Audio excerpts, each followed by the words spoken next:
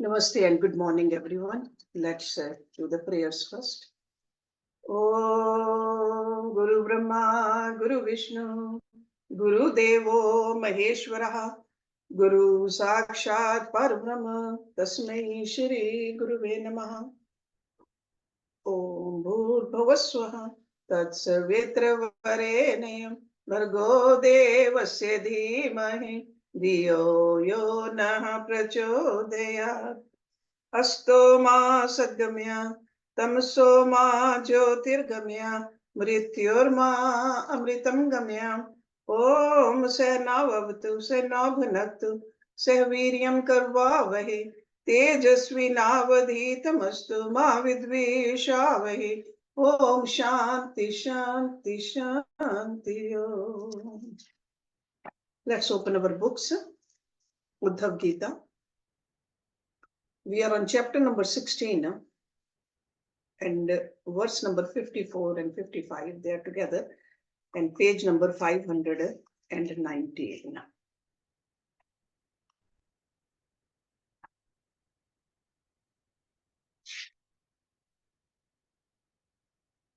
Yatha ambhasa prachalataha tarvo api chala iv chakshusa brahmye manen drishyate brahmatati vabhu. That is 54. And 55 says, Yatha manorath diho vishit shanubhavo mrisha swapan drishtascha darshah tatha sansar atmanah. The reflection of a tree on the water appears to quiver. When one spins around and around, the earth also appears to be spinning.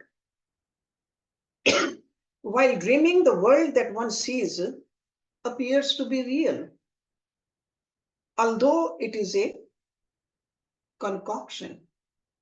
In the same way, the soul's material life, his experience of sense gratification, is actually false.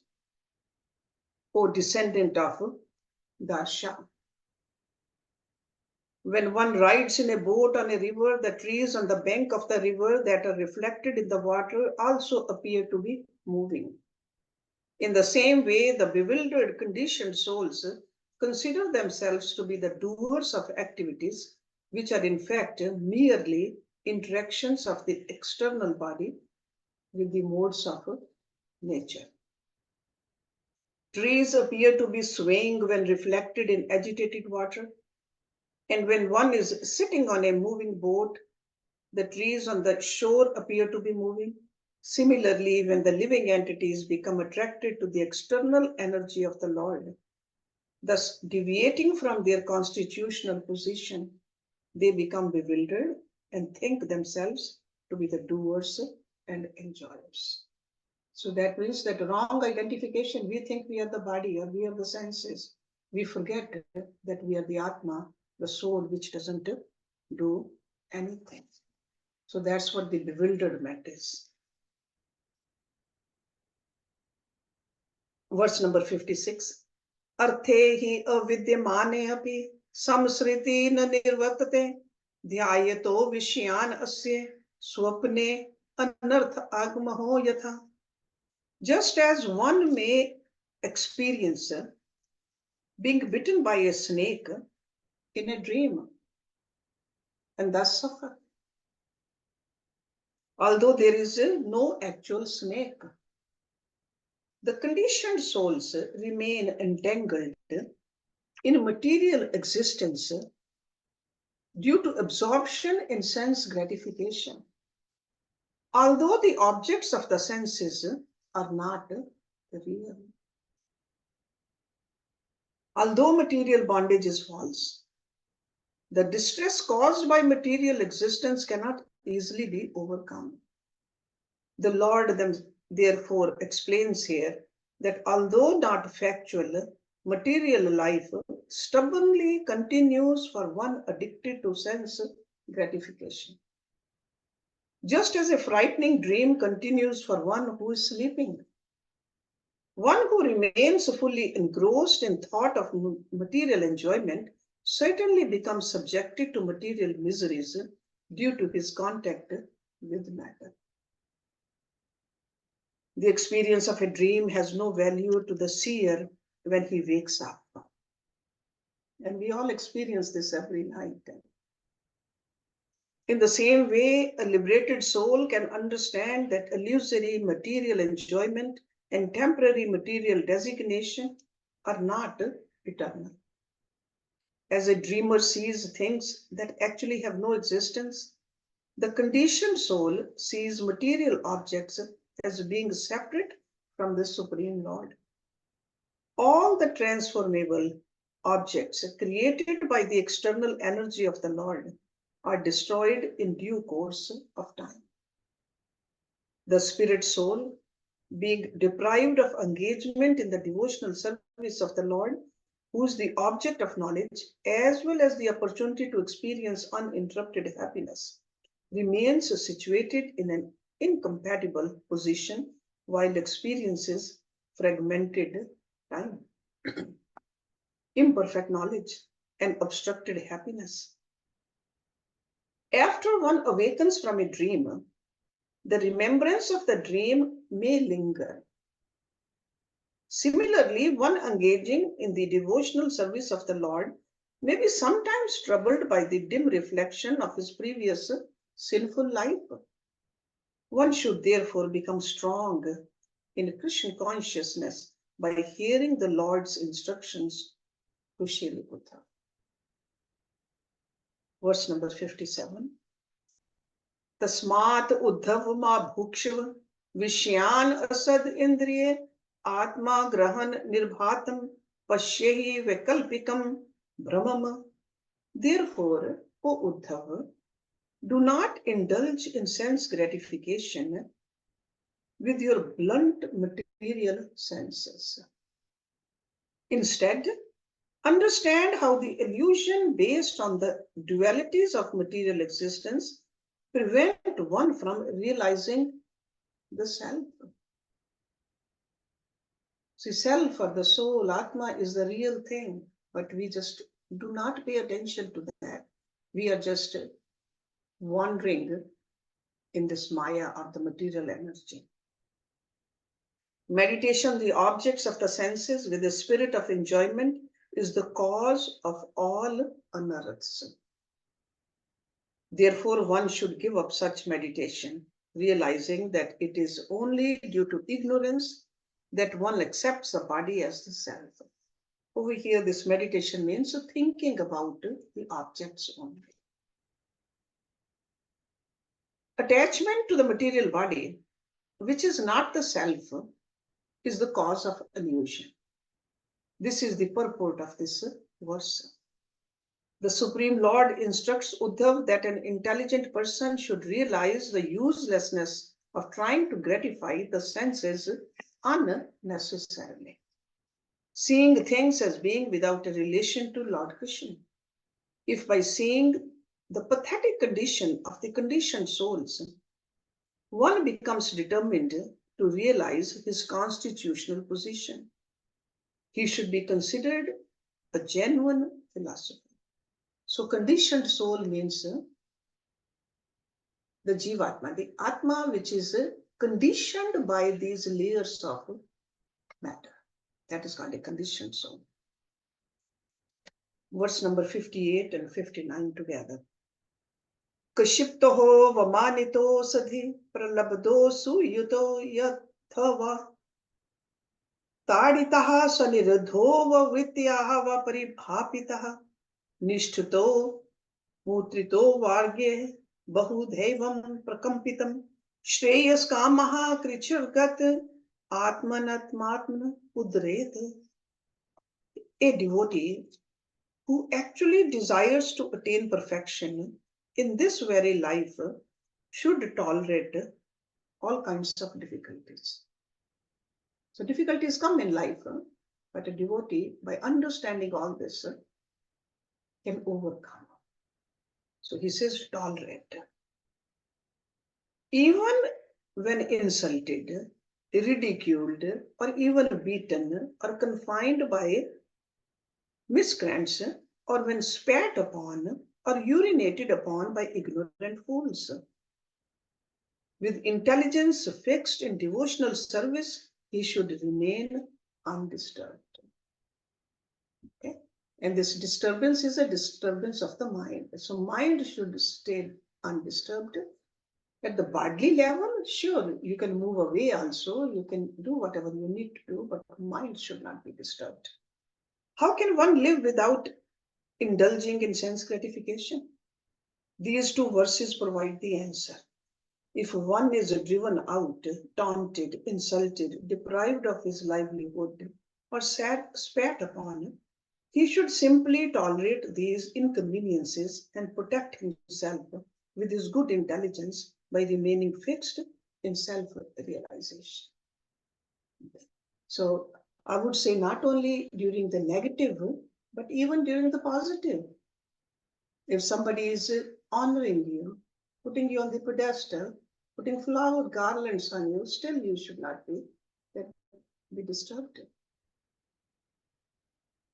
We should remain fixed in ourselves. If one realizes the misery suffered in the field of material activities and thus become busy in trying to find a solution, either by increasing his material enjoyment or by renunciation of sense gratification, he will not be able to attain the ultimate goal of life.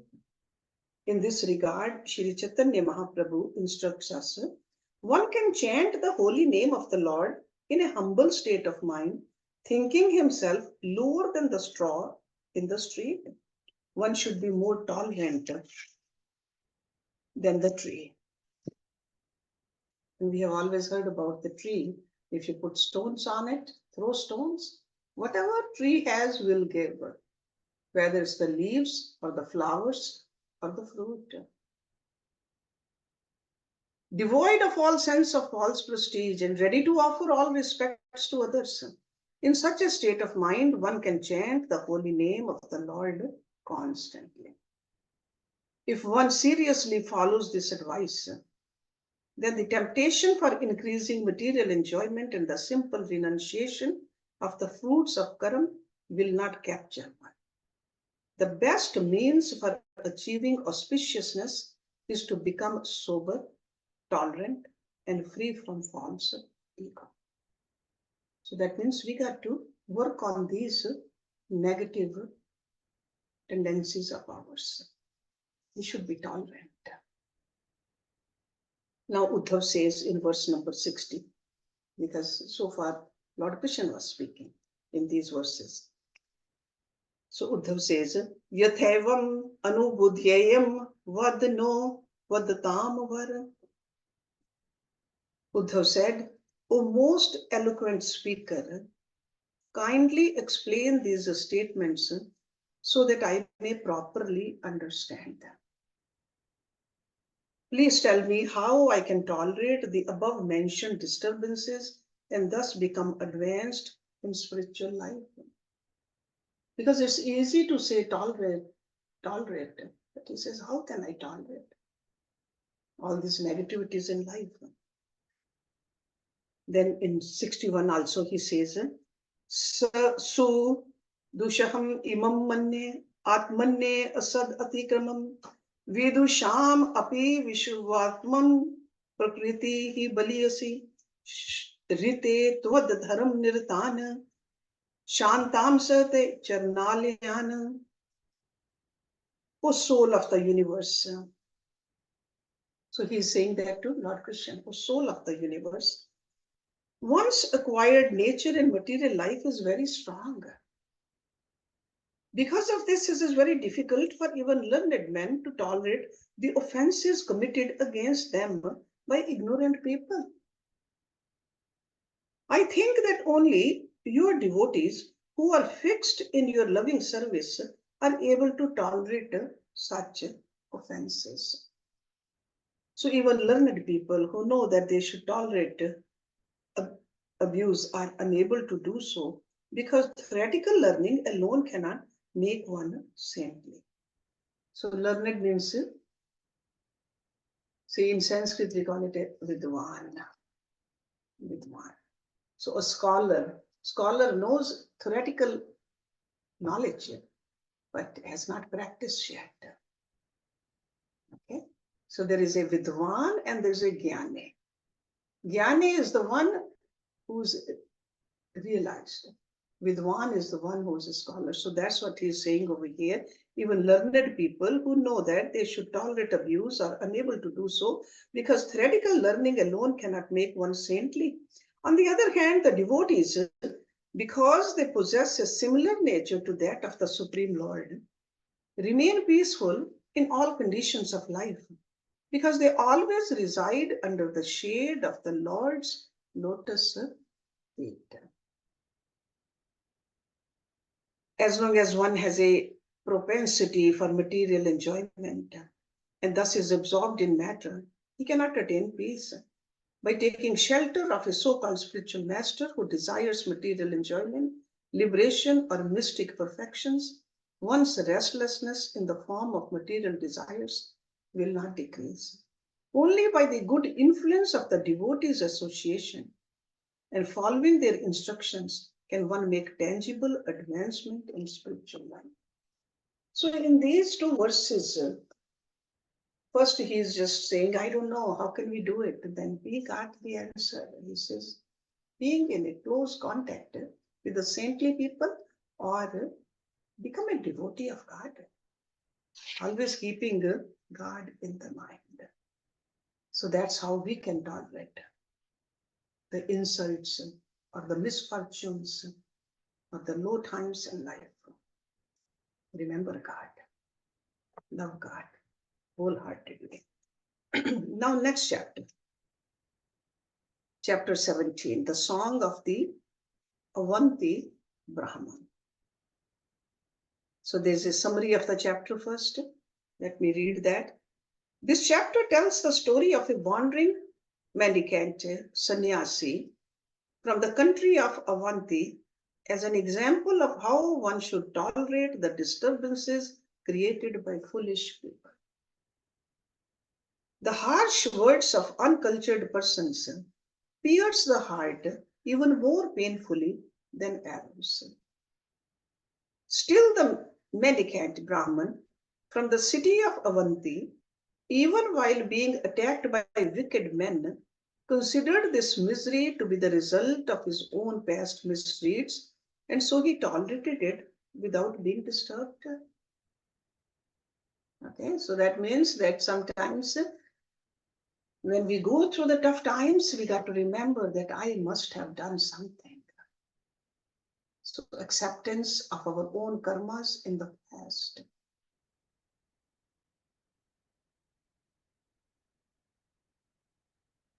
So even while being attacked by wicked men, considered this misery to be the result of his own past misdeeds, and so he tolerated it without being disturbed.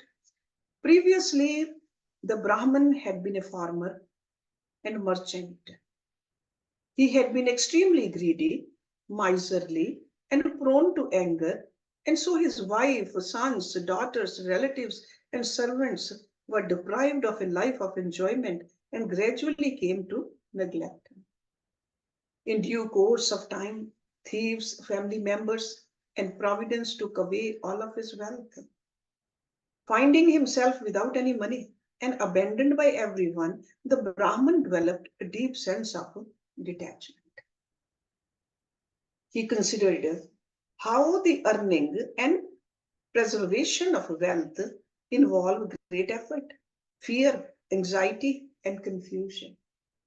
Because of wealth, there arise 15 unwanted things: thievery, violence, lying, deception, lust, anger, pride, feverishness, disagreement, hatred, distrust, conflict, attachment to women, gambling, and intoxication.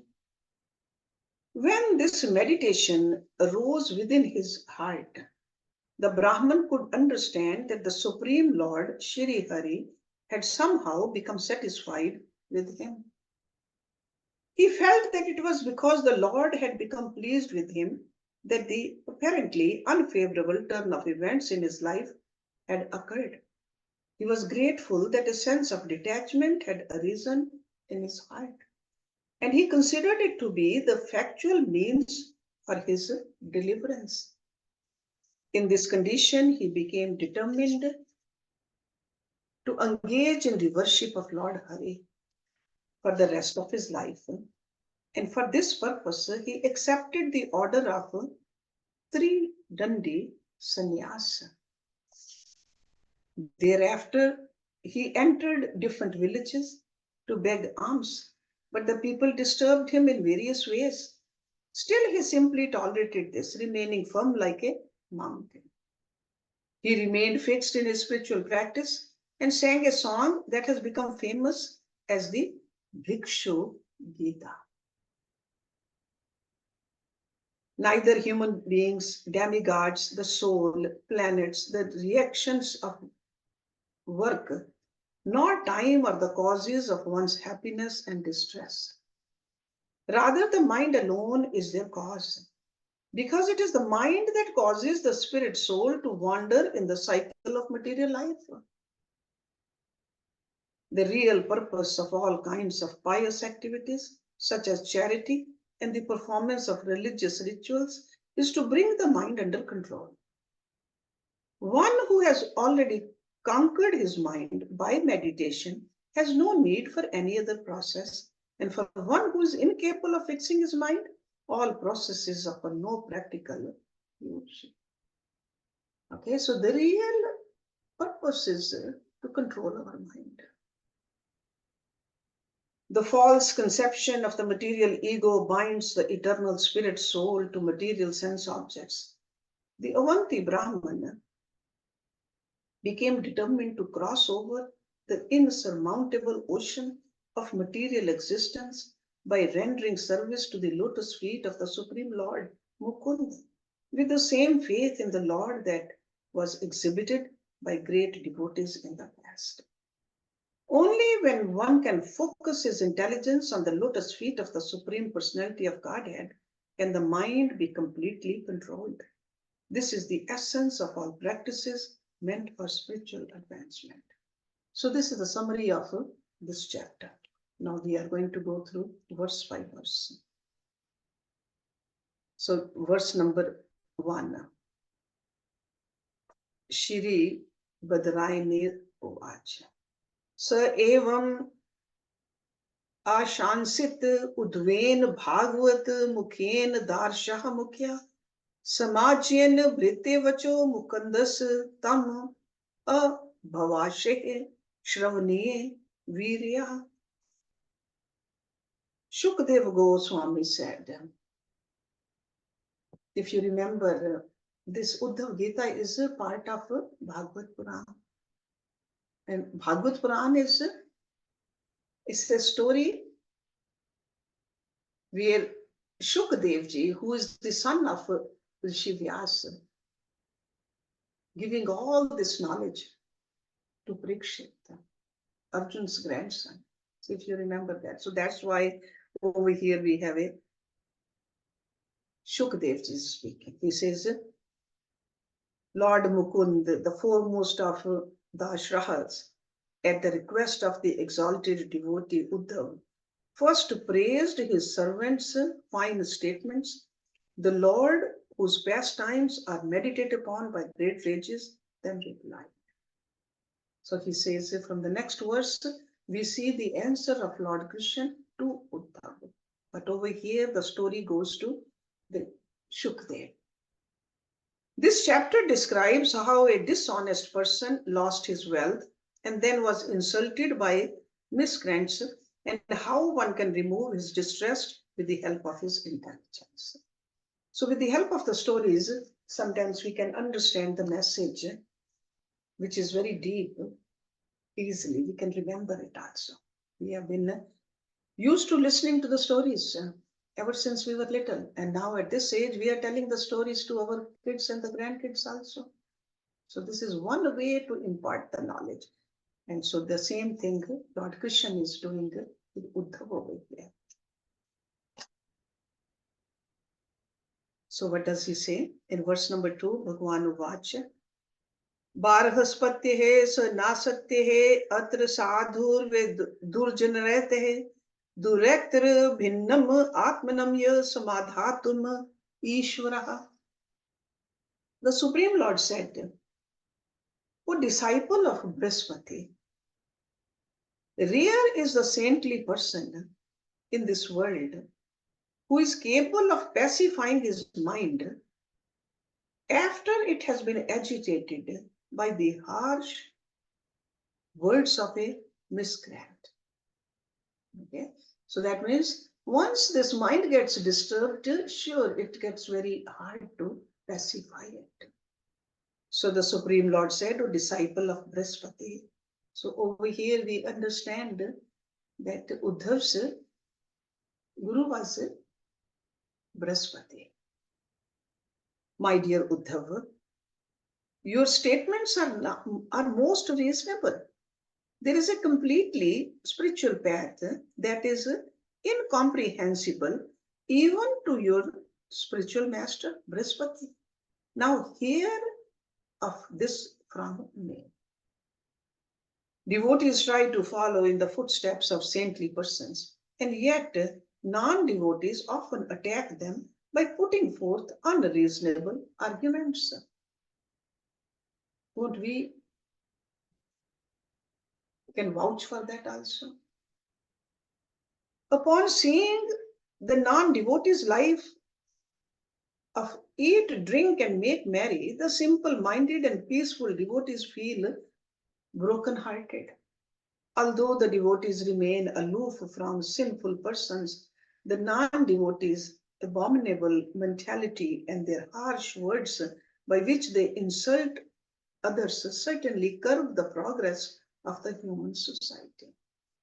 Because sometimes our mind gets pierced by those harsh words more than if somebody pierces us with a sword or a knife. So words very hard to forget. So, and that's what Lord Krishna is agreeing with Uddhava. He says, yeah, this does happen. Verse number 3.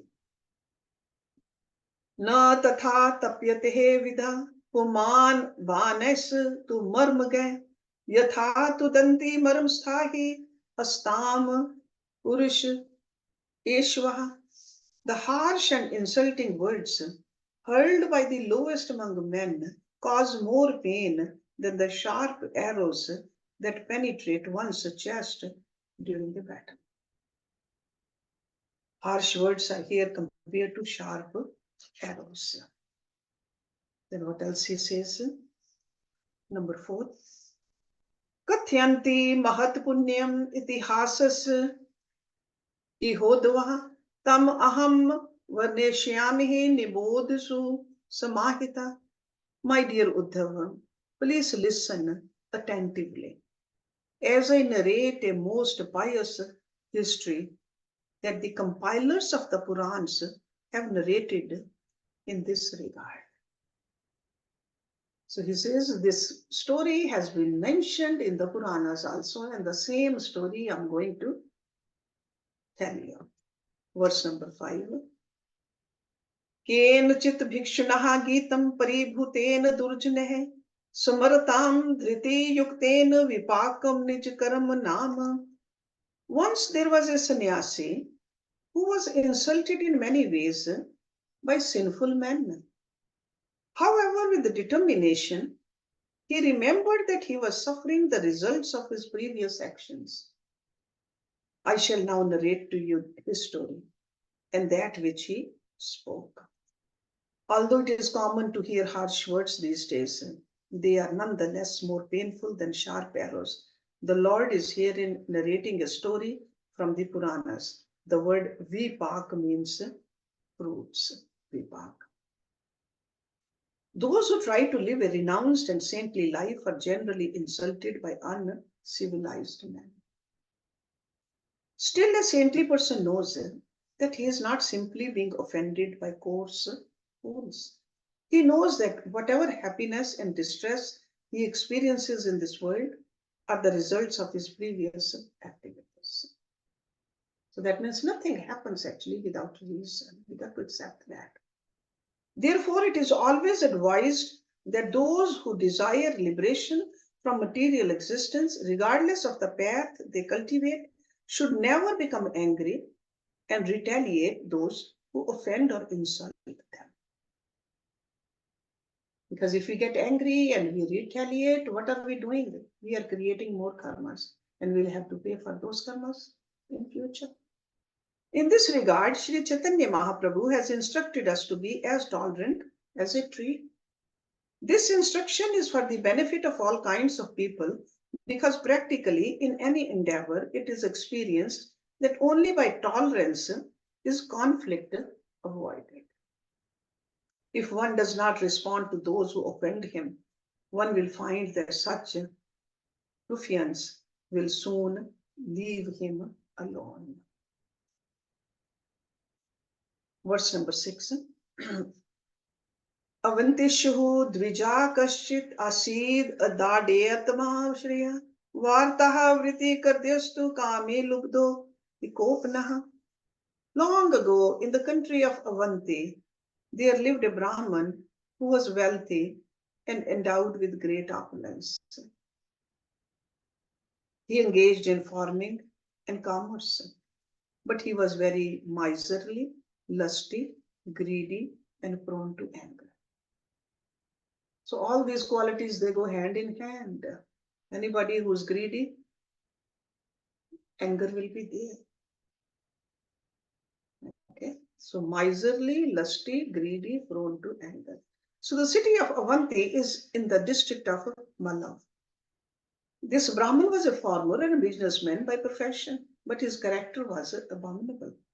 One who gives abuses to his wife and children, disregards all religious principles, disrespects the demigods and guests, and torments servants is certainly an abominable person. Okay, so verse number 7. Gyatyaho tithasya tasyehe vang matre napahinarchita shunyahavasta atmapi kale kamer anarchita. In his home, which was devoid of religiosity, so that means there was no puja path, and reasonable comfort. No one was given respect, be they family members or guests. Not only was the Brahman miserly toward others, he did not even grant his own body sufficient gratification. So the Brahman's householder life was completely devoid of any religious observances. Because sometimes we think that why do this? Or we think we are doing a favor to God when we do our religious services. But that is not true. God doesn't need any favor, but we need to do it so that we cultivate good qualities in us. Verse number 8. Dushilasya kardasya dudhyante putra bandhava dara duhitraho vritya vishnaha nacharan priyam. Because he was so callous and stingy, his wife, children, and other relatives, and even his servants came to hate him. Being thoroughly disgusted with him, they did not even bother to feign affection. So neighbors always hate a wicked person. That is like a very natural, if somebody has that kind of a personality, abusive personality,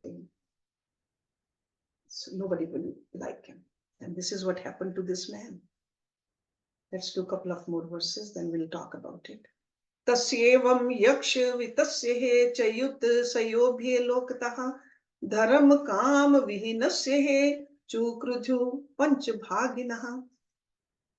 The 5 presiding deities of the 5 family sacrifices became angry with the Brahman, who, being very frugal, protected his wealth like a yaksha, who was certainly cultivating inauspiciousness for both his this life and the next, and who was totally devoid of religiosity and sense enjoyment. So the Yaksha's only business is to accumulate and protect wealth. Yaksha is, we learned in Bhagavad Gita also, those are the devatas of the wealth, Yaksha. Okay? So they do not utilize it either for themselves or for others. The 5 types of living entities who deserve a share of sacrificial offerings are the demigods, sages, forefathers, human beings, and lower classes of beings. So these are like, we often talk about the Panch Mahayagya. As a householder, we need to do Panch Mahayagya. We have to take care of these devatas. We have to take care of, read the scriptures written by our sages. We got to remember and be thankful to our ancestors. Because of them, we are here. We got to make sure that anybody who enters our home, we give proper respect. And we take care of the animals also, plant kingdom also. As human beings, we have these 5 responsibilities. And he did not do that. When they are deprived of their share, they become angry at a householder. If the demigods, sages, forefathers, human beings, and other living entities do not receive their respective shares of sacrificial performances, they become angry at a materialistic routine work. So it's not that purposely they get angry, but a person who is not doing what needs to be done will get the effect of it. See, like devatas, the demigods, are these 5 main elements: earth, water, fire, air, and space. If we keep on polluting it, so they get angry really means we'll have the negative effect of that. When we pollute the air, what will happen?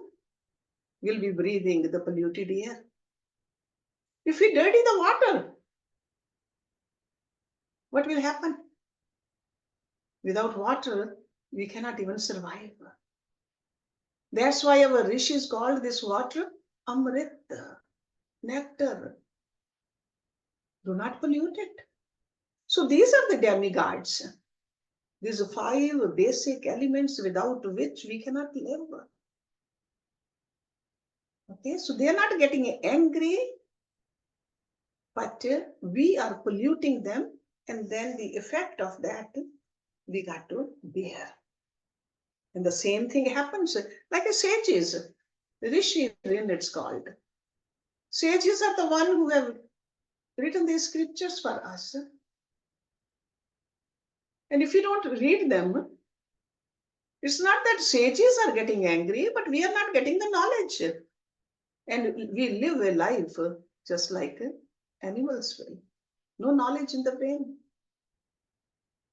No movement towards the higher purpose. So that's why these Panch Mahayagya are part of a householder's life. Okay? Devrin, Rishirin, Pitririn, Nararin, and Bhutrin. Okay? Rin means debt. And anybody who does not pay his or her debt will be miserable. That's what he's telling us. Verse number 10. Tad avadhyan vistrat punye skandhasya bhurid artho api agachan nidhanam bahav ayas parishramah.